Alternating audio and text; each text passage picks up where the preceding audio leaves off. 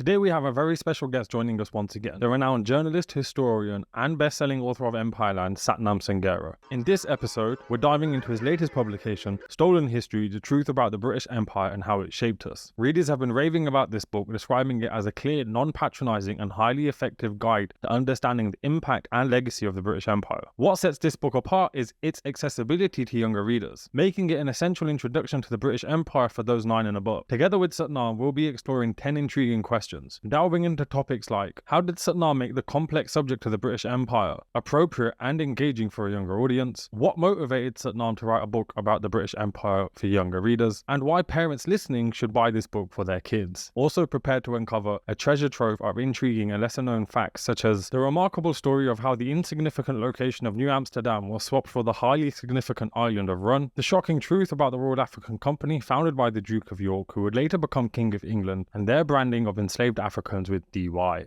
And did you know that gin and tonic actually doesn't have colonial roots? We'll explore that and many more interesting tidbits about tea, sugar, and beyond. So join us as we embark on another captivating journey down the rabbit hole of history with another guest. Don't forget to like, comment, and subscribe to our channel to stay up to date with all the latest videos. With that out of the way, let's get started. The first question that I have to start with, considering your new book, is how did you take a complex topic such as the history of the British Empire and not only make it accessible, but also age appropriate for young readers? Because I think, if I remember correctly, the book's aimed at children 9 and over. Yes, aimed at kids 9 to 11. I basically try to tell the story of empire through everyday items is one of the strategies. I mean, there's so much about a modern child's life that can be explained by empire, like sugar, one of the great narratives of British Empire, and also the great narratives of a kid's life, right? Sugar. Tea, if you're Indian or English, they have a great narrative, but also a narrative of a child and a narrative of empire. With things like the Scouts, a lot of kids are still members of the Scout, which were set up to create an imperial generation. They were going to be called the Imperial Scouts at one point. Nutmeg, probably not a spice that kids know by name, but they will have tasted it if they've had a gingerbread man, I guess, or if they're having pumpkin lattes. They're probably too young to have pumpkin lattes, but they would have come across it. But these are everyday things that will touch a child's life. But then you can also tell the story through human beings, which is a way that empire's always been taught. But going back to the 19th century, they would focus on the heroes of empire, people like Charles Gordon. But now we can focus on more complex characters like Charles Sancho and Gandhi and so on.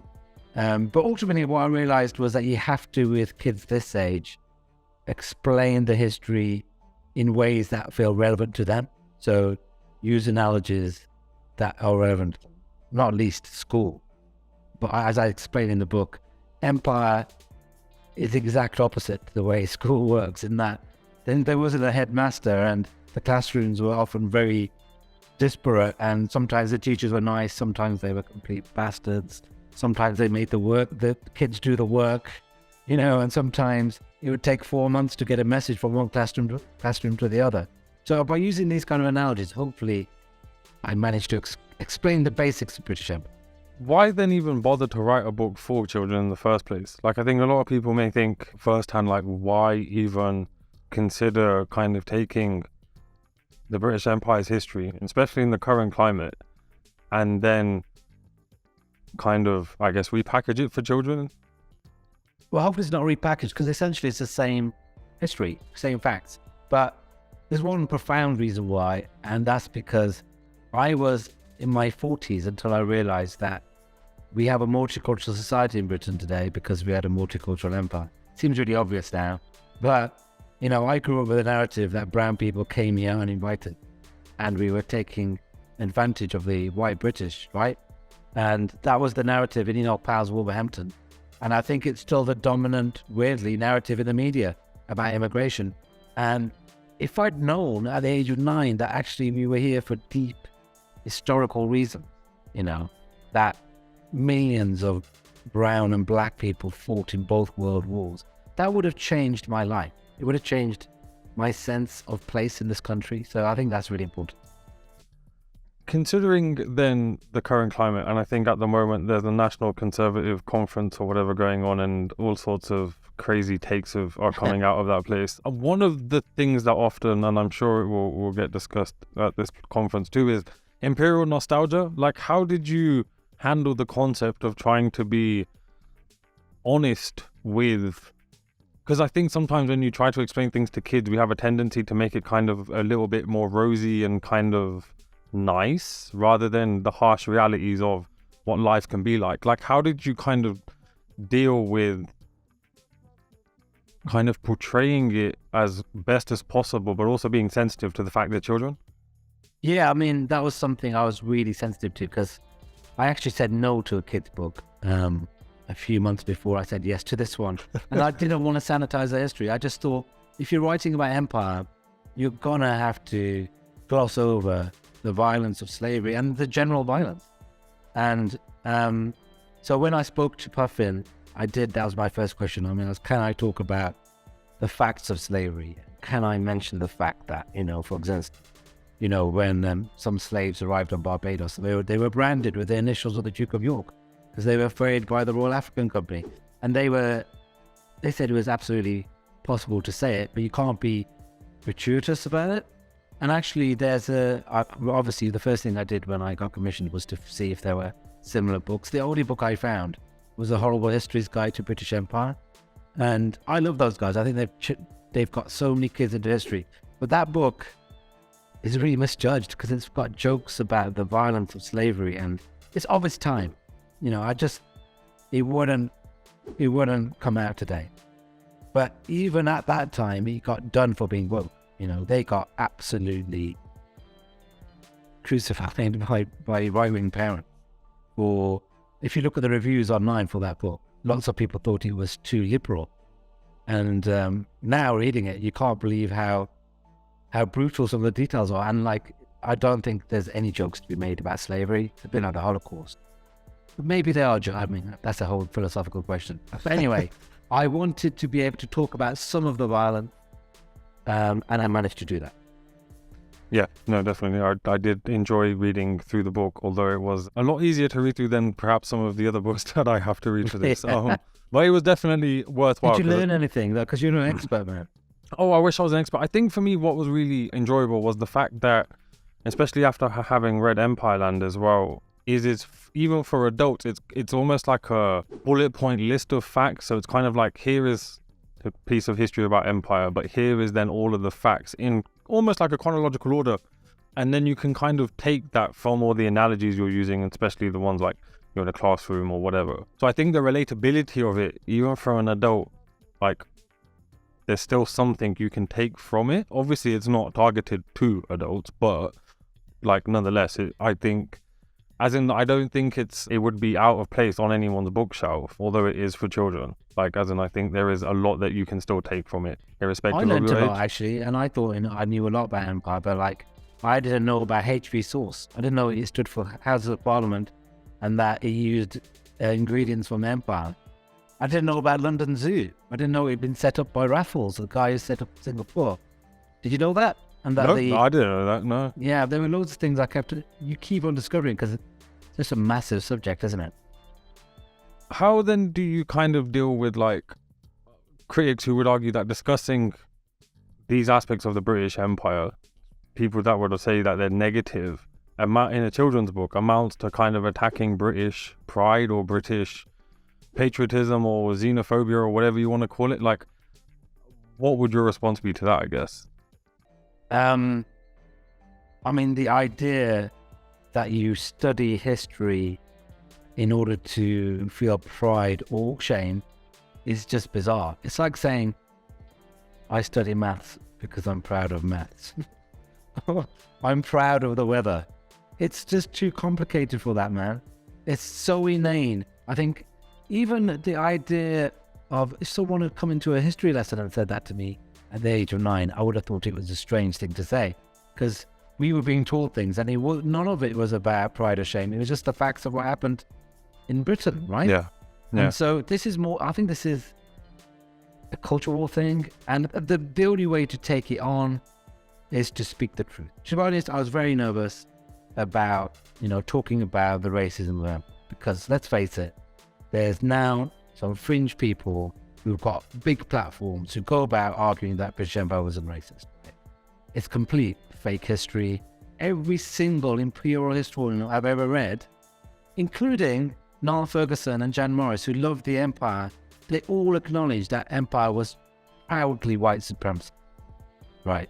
But now you've got this, it's just part of the general, move away from experts. We don't need to listen to imperial historians. We don't need to listen to the scientists when it comes to COVID. We don't need to listen to the results of the vote in America. We just decide what we think ourselves. And the only way to respond to that is truth. So I have to talk about it. I have to talk about the racism of British Empire because it's a fact. It's what all the experts say. And if that upsets some people, so what? I mean, we're talking about peer-reviewed history here, Yeah. It's not something I'm just making up. No, of course not. Yeah, no, as in you've got me thinking with some of these answers. Sorry, sidetracked. Anyway, coming back to some of the questions. One then is, what were perhaps some of, like you mentioned earlier that there were some facts that you were learning even whilst you were putting this together. What are perhaps some of the more shocking or surprising things that you came across just like, I guess, as you were kind of refreshing yourself for this?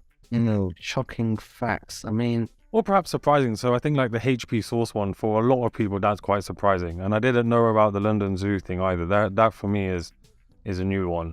One of my favorite facts is in the book is about Luti, the dog. Basically, when the British and French pillaged the Imperial Summer Palace in Peking, they stole a dog, the Pekingese dog, and they called it Luti. I mean, that's how unashamed they were about looting. They called it Luti, then they gave it to Queen Victoria. I think it was the first Pekingese dog in Britain, and it's apparently sparked a whole fashion for Pekingese dogs. And then she had it painted. So if you look up Luti in the Royal Collection, you'll find a portrait of the dog. It's incredible. But that's how unashamed the British were about looting, And I guess my other fact I love is that, when the British were fighting the Dutch to take control of the island of Run, to control nutmeg because it was so valuable, it ended up with them settling and the Dutch swapping the colony of Run for New Amsterdam. So we ended up with New Amsterdam, New York City, and they ended up with a tiny island called Run, which was really valuable then, but it's probably not so much now. No. What was the other thing that I think it's mentioned in your book as well about like tonic water and how that's related to British Empire history? So what's the tonic water? Tonic water. You know what? That's actually in my book I'm writing now. Do you know that idea? I don't go into alcohol because I was told it wasn't suitable for kids. Which is understandable. Yeah. But it turns out, I found out recently, the idea that gin and tonic is an imperial creation. Yeah. It's not. It wasn't. There's actually no evidence. Alcohol was taken with quinine as a way of fighting off malaria, but never gin.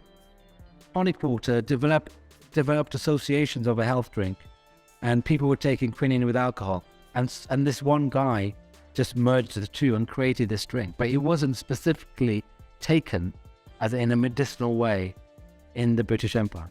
So when they say what was happening is people were just drinking alcohol with quinine to take their quinine, yeah, rather than having other kinds of alcohol, not gin. Yeah. And they were taking quinine through tonic water as well. Because Schweppes created the first tonic water, like carbonated tonic water, because of wanting to pair it with other. Like there was just like a fashion for tonics at this point, like creating all these new things. It's like a health drink. It was like considered to be refreshing. But gin and tonic, apparently, I was told by an expert, was never taken because the amount of quinine in a gin and tonic is not enough to give you your dose of quinine. So it's one of those things. Nowhere near. It's one of those myths just to make you drink more gin and tonics, I guess. Yeah, I guess so. Yeah, but it just happens to be a refreshing drink, which people were probably drinking in India, because it tasted good. That's interesting. It's interesting because I've been doing some research into tonic water and so hence why the Schweppes thing, but you piqued my interest with that. It's in my next book, and it explains it probably more clearly than I have done just now. I look forward to that one as well. From all of the research that you've had to do for this book and obviously for the previous Empire Land, if you could meet one figure from British Empire history, who would it be and why? It would probably have to be D. Mohammed, who I'm obsessed with. He was the first Indian writer to write in English, the guy who set up the first curry house in Britain, became a kind of massage therapist to the king in Brighton. Amazing man, came from Patna in India. But also, I guess, also Charles Sancho, he was the first black person to vote in Britain. He was the first black person in Britain to publish his own music. And he was the first known black person to have his obituary printed in a newspaper when he did. Also, he fought for abolition, right?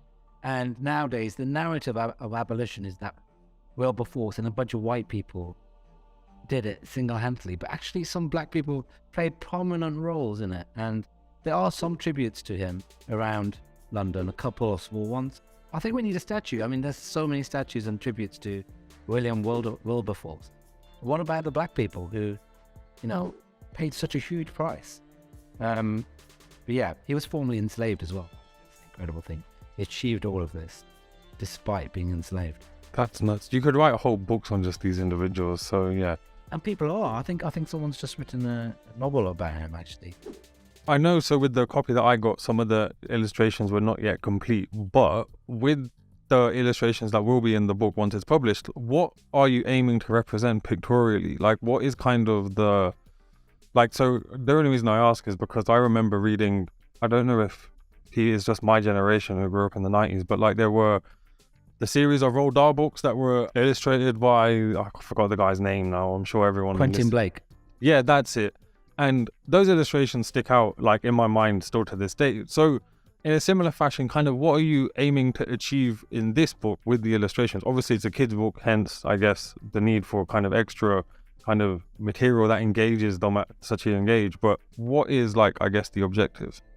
Yeah, the illustrator is Jen Cartoon, and actually her style is very much like Quentin Blake's. That's what I noticed as well. In a very simple way, British Empire is such a complex idea. It's a hard concept to even get your head around. At one point it was a company, then it became a state endeavor. There were so many different forms of it. People disagree about when it began, when it ended. Anything you can do to humanize it, to point out what the people were actually doing, is a good thing, not just for kids, but for adults too. And I think photos and illustrations are especially important when you're speaking to kids, because I think it's quite easy to lose people when you're talking about British Empire. It can feel like a long way away, and the more you can relate your life to their life and bring empire and make it a real thing for them, the better. For any parents that are listening, I guess their question would be, why would or should they even buy your book for their kids? What is your objective with this book? What are you aiming to achieve, and why, I guess, should parents be getting it for their children? I guess it goes back to the whole explanation for why we're a multicultural society. And also, I think we need to understand why we still have racism. I know there's an idea in Britain that we are now post-racial because we've got Rishi Sunak. That's a whole debate in its own right. That's a whole debate. I had my... So you carry on. Sorry, I had my mom's brother come from America a few weeks back for my grandfather's 95th birthday or something. And he's like, don't you think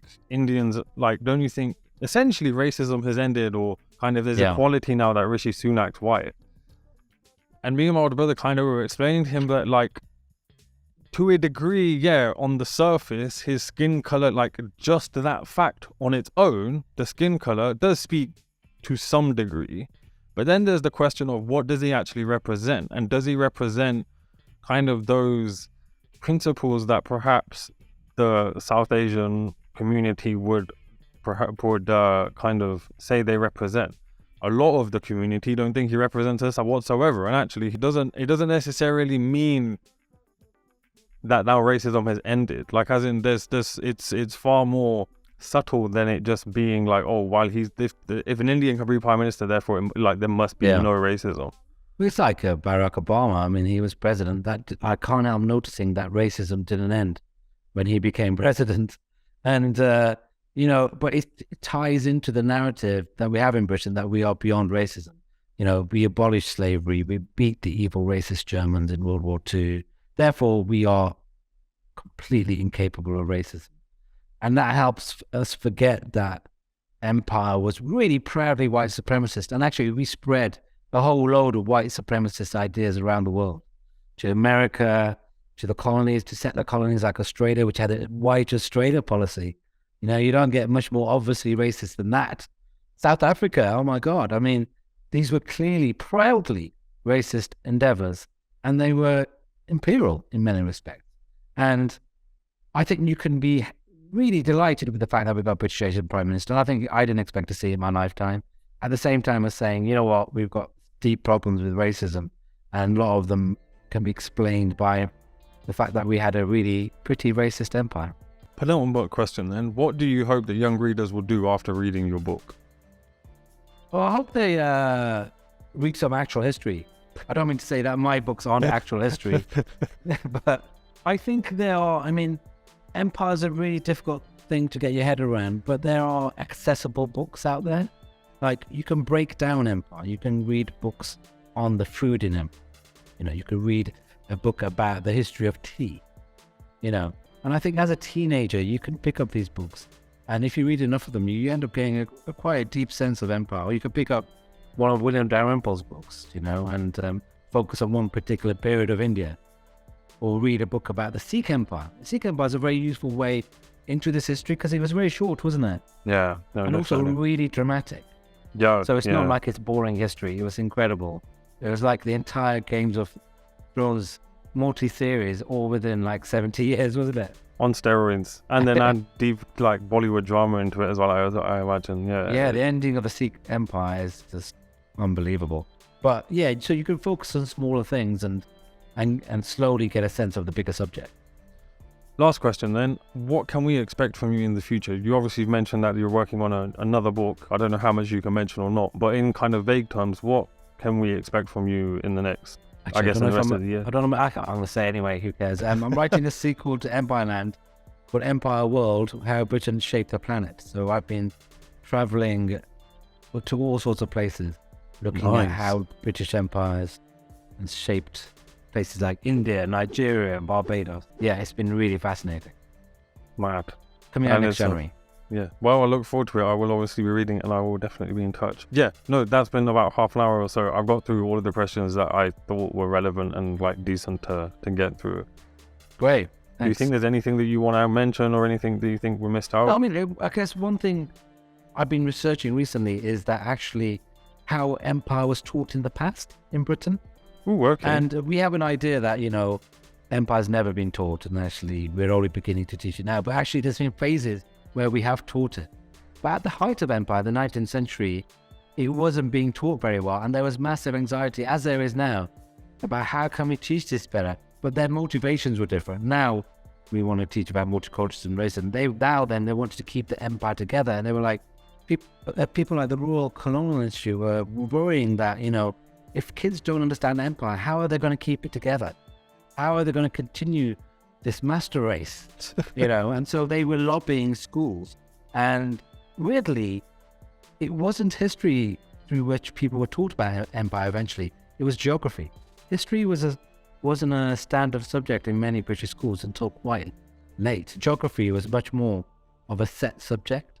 So that was where the prism through which people learned about empire. But then it seems to have been taught quite a lot, but in a very jingoistic way for, the early 20th century. Then it kind of faded. Then it came back for a bit in the 1970s.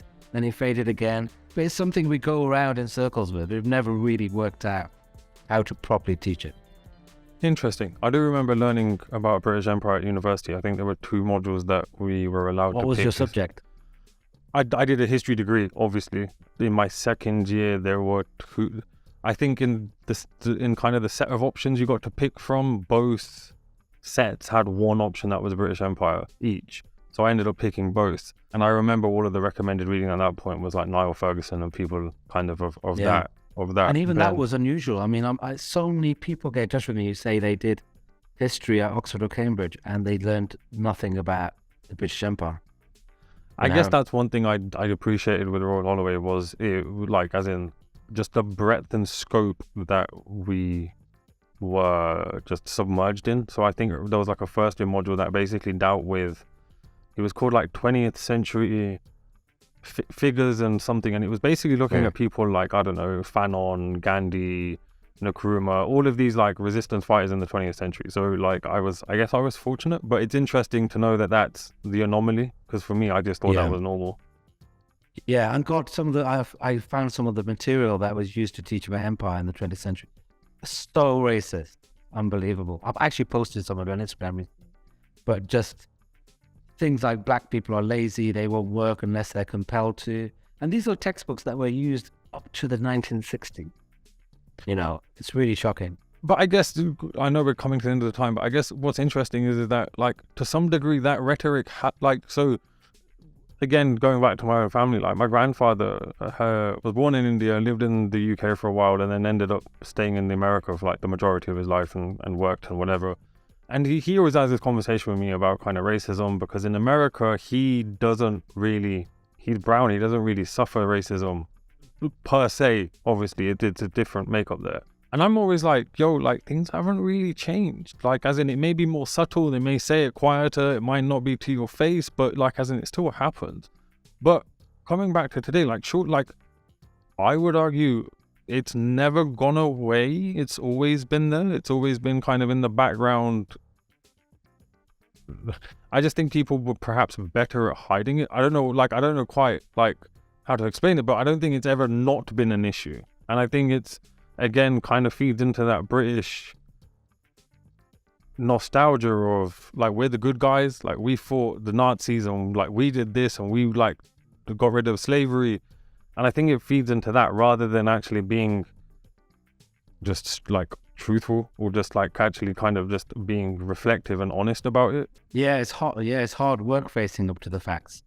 It's much easier to just be nostalgic, think everything was nice. But I guess equally, if you have people like Boris Johnson like getting away with calling hijab women letterboxes, and you have things like this repeatedly occurring and there being no issue, then like it's almost like the precedent's set, like as in there's nothing. And there doesn't seem to be any repercussions for anything either. Like as in, it just seems like people get away with blue murder. Yeah, the weird thing is racism is now just so much more obvious and daily and evident on every page of every newspaper. And yet the denial of it is even more profound. It's a massive paradox. That in itself would leave us here for hours and hours. So before we spiral into that, I will just cut it there. But obviously, thank you for this. I appreciate just even having this chance. The book was really good fun to read through, and it was nice to be able to get a copy before it was out. That is quite unique. I appreciate your support, man. No, not a problem. Thank you so much. I enjoy what you do. Thank you. I'm going to listen to your podcast on, which you sent me about the ceremony about Baisakhi. Baisakhi, yeah. You'll enjoy it. For someone who's interested in history and also for someone who's having to do research, I think you'll enjoy it. Hopefully you'll enjoy the podcast. I've downloaded it. I'm just going to find time to read it. I'll do that soon.